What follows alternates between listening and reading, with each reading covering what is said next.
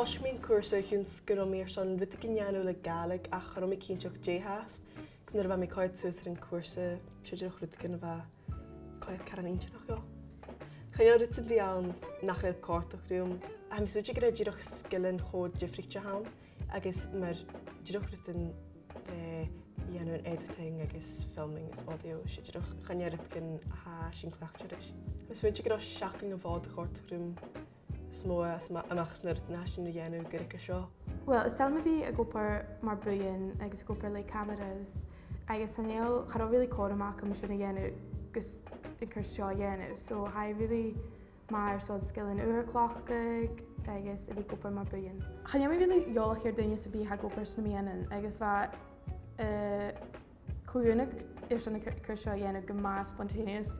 So channe really Hanyo mi jolach ar duine sa bhí, char duine sa mí gomhrásna ar son na mianan a dhéanamh ach.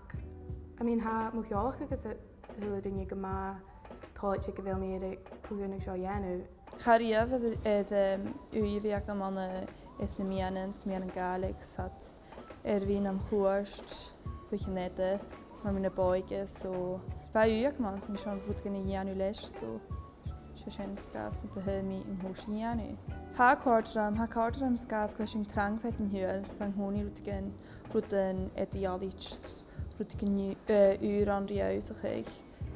Aan een cursus TV hou Jane tar le operjolig agus a jongse heig shorse boot aan een a workplace sort of environment rein me greis gelekenis ik kan agus bij hoogspoorsel agus ga hoge terug eerst in de Jane Voper ik kan tasje kan blina.